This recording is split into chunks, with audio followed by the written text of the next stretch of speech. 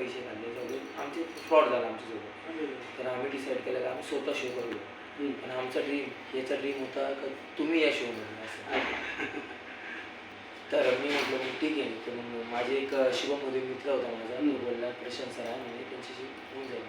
मग त्यांनी तुम्हाला कॉन्टॅक्ट केलं. मी तुमच्या मॅनेजरला पण कॉन्टॅक्ट केला होता. पण ते काय सांगू राहिले मला ते त्याच्यामुळे मला माहिती नाही ह्याच्याशी बोललो होतो ना. तर मला मी एकदम अजीब वाटलं नाही का. मग मी बोललो नाही काय होतं बाहेर असं करते वेळी ना त्यांना सांगावं लागतं. आपल्या ओळखी असतील ना मग काय नाही, कारण ते कसं बाकीचं सगळं करतात त्याच्यात काय काय तिकडे करणार त्याचं काम आहे ते. आपल्याला कसं हो मंडेला शो आहे. तर मंडेला प्रशांत बोलत होते तुम्हाला जमणार. हो मंडेला इथे आम्हाला बोलवतात ना. त्यांचं काय असेल तर आमचं संध्याकाळी असतं, घरी असेल तशी. संध्याकाळचा मेन शो नाही नाही इथं सोडणार तर मला तर सोडून शक्यच नाही. सगळं काय होतं मला जर सोडलं ना तर बाकीचे पण उठतात. आम्हाला पण जायचं आमचं काम आहे.